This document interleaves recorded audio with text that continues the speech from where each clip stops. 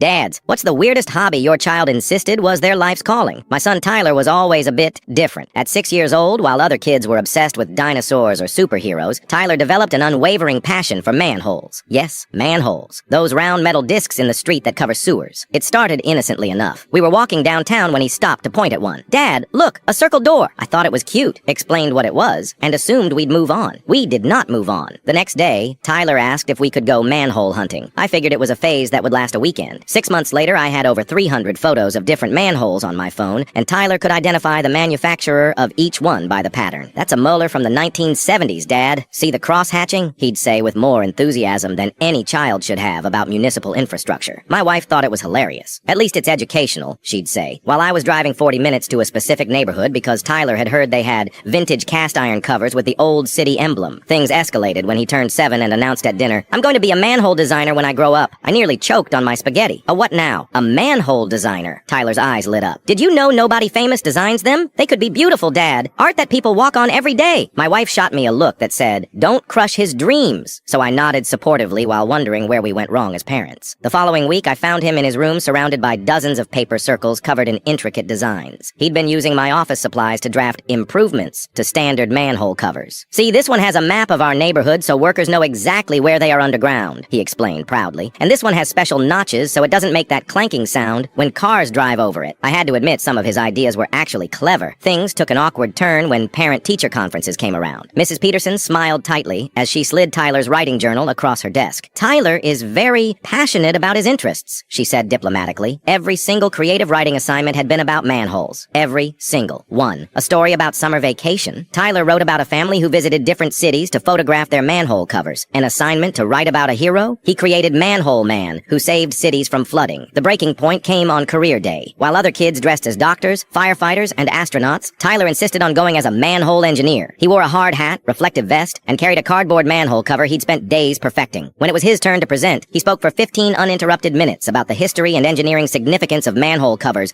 complete with a passionate explanation of why they're round instead of square. "So they can't fall through their own holes, Dad. It's genius." I sat in the back of the classroom, part mortified, part proud of his confidence. That evening, as I tucked him in, I asked gently, "Do you really want to design manholes when you grow up?" Tyler looked at me seriously. "No, Dad." I felt a wave of relief. "I want to design and install them. It's a complete art form." 8 years later, Tyler's now 15 and has moved on to other interests like normal teenagers. But occasionally, I'll catch him slowing down as we drive over a particularly unique manhole cover, a small smile playing on his lips.